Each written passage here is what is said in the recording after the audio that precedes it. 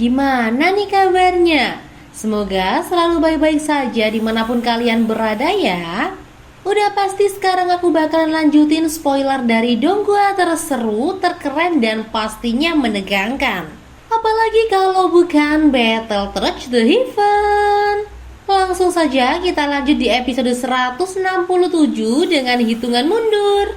3, 2, 1. Setelah berhasil menyerap energi dari kolam darah dan meningkatkan kekuatannya, Xiaoyan beristirahat selama beberapa hari. Namun tak ingin menunda lebih lama, Xiaoyan dan rombongannya akhirnya memutuskan untuk bergerak menuju panggung wilayah kuno.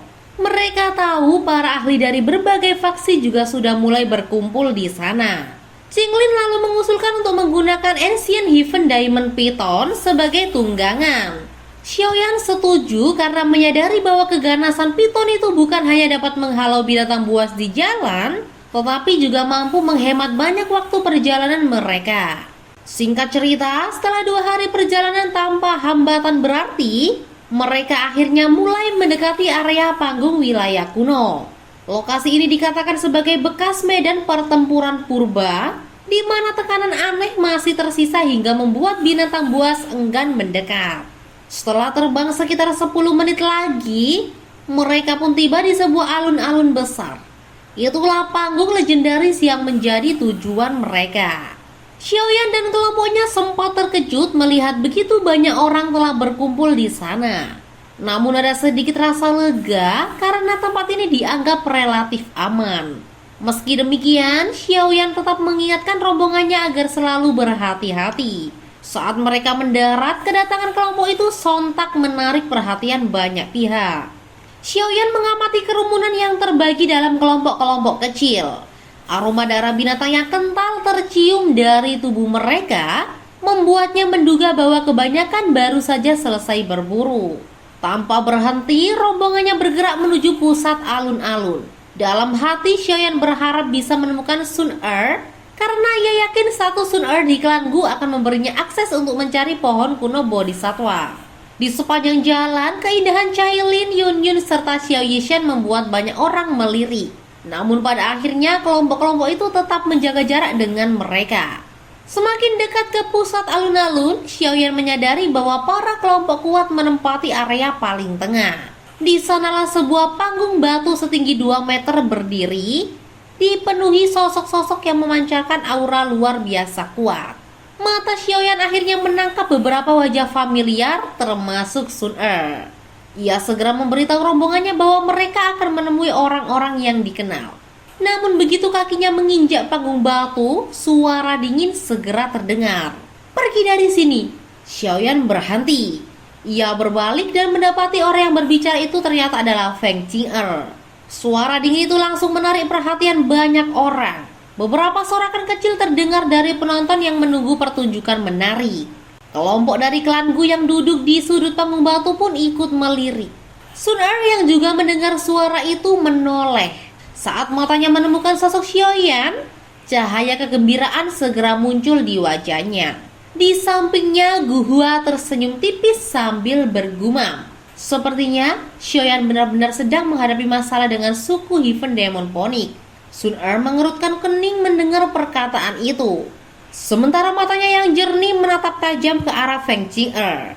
Jelas ia tidak senang dengan sikap angkuh suku Heaven Demon Phoenix. Namun Gu King hanya tertawa ringan menyarankan agar mereka tidak ikut campur. Biarkan saja, Xiaoyan pasti mampu menyelesaikannya sendiri, katanya santai. Dan memang mereka semua tahu Xiaoyan pernah mengalahkan Gu Yao, seorang ahli di puncak bintang 8 dozun, saat dirinya masih berada di tingkat bintang 5 dozun. Maka tidak heran jika Sun Er akhirnya mengangguk yakin. Dalam hati ia percaya bahwa Xiaoyan akan mampu melewati permasalahan ini.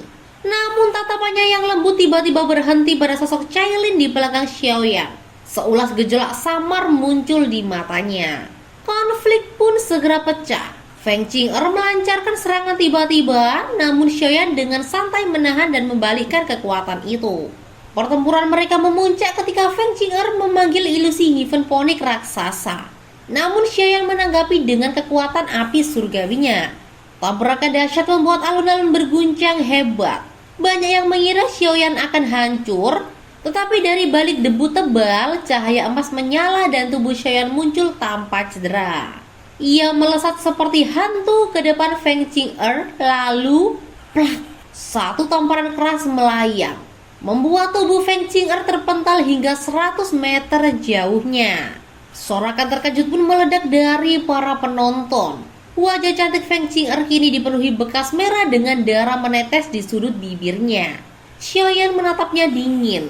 Kekuatan yang bukan milik sejati seseorang tidak akan pernah membawa mereka ke puncak. Jalan pintas hanya akan membuatmu rapuh. Kata-katanya bagai cambuk yang menusuk telinga semua orang yang mendengar. Suku Heaven Demon Phoenix segera murka.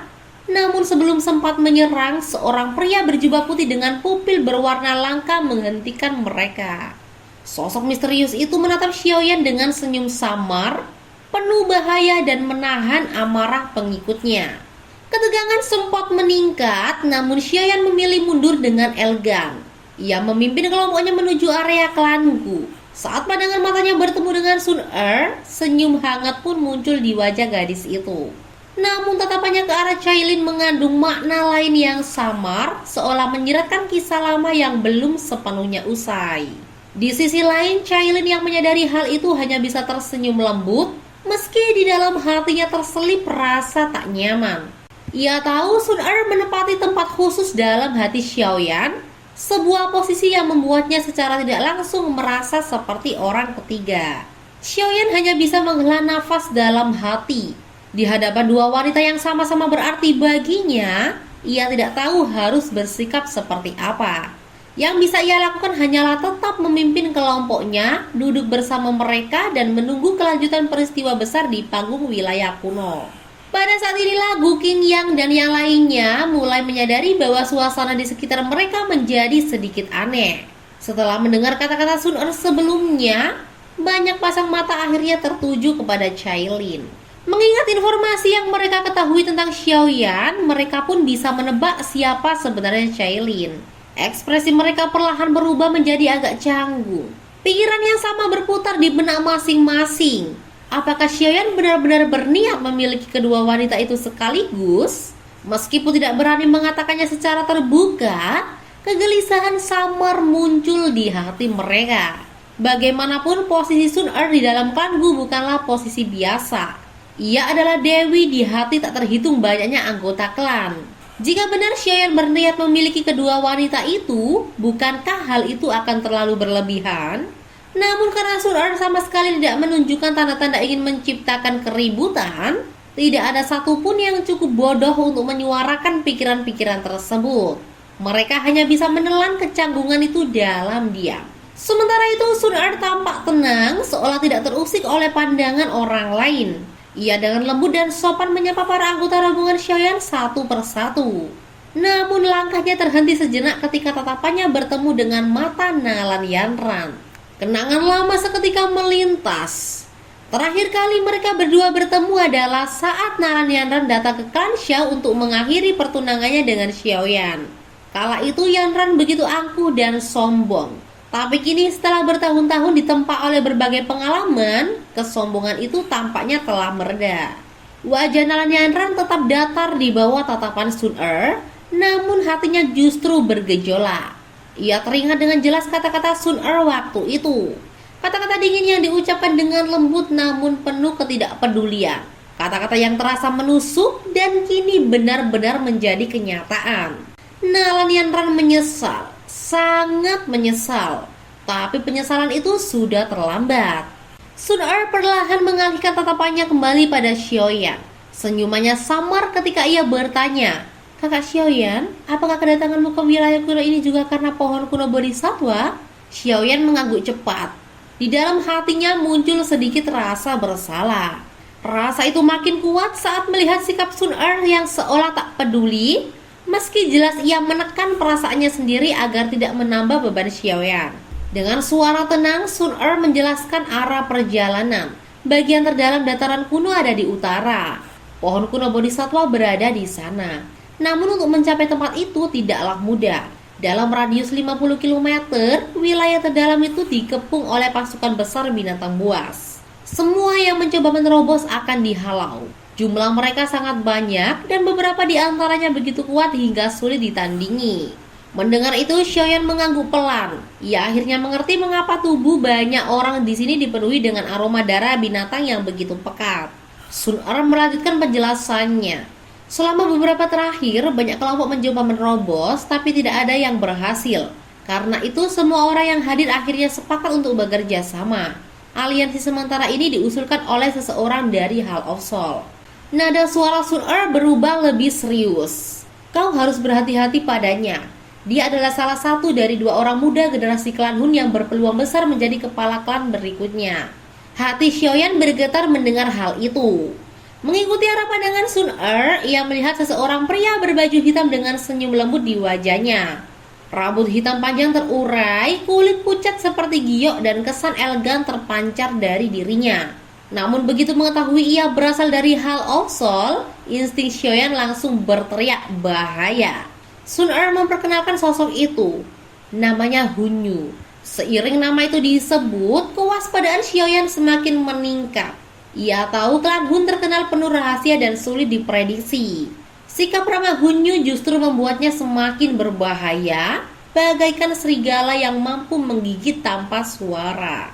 Hunyu menurut kabar tak pernah gagal sejak lahir. Semua pesaingnya jatuh di bawah kakinya. Ia bahkan memiliki garis darah dewa dari klan Hun, menjanjikan masa depan yang tak terbatas. Gu Qingyang ikut menimpali dengan serius. Berbeda dari anggota klan Hun lain yang agresif, Hunyu lebih gelap. Ia ramah di permukaan, tapi di baliknya bengis. Xiaoyan perlahan mengangguk. Matanya tetap menatap Hunyu dengan tenang, meski di dalam hatinya ia bertekad, jika ada kesempatan, aku harus membunuh orang ini. Ia lalu mengalihkan pandangan, mengamati ribuan orang yang kini berkumpul di alun-alun. Semuanya adalah ahli tangguh yang membentuk barisan menakutkan. Apakah mereka benar-benar akan melancarkan serangan besar terhadap gelombang binatang? Tanya Xiaoyan. Sun Er mengangguk. Ya, mereka akan menyerbu bersama setelah semuanya terorganisir. Namun sebelum percakapan itu berlanjut, suara lembut Hunyu tiba-tiba menggema ke seluruh alun-alun. Tujuan kita sama, yaitu pohon kuno Bodhisatwa. Jika kita berselisih sekarang, mustahil kita menembus gelombang binatang sendirian. Aku mengusulkan agar kita membentuk koloni besar. Tak ada senioritas, tak ada peringkat.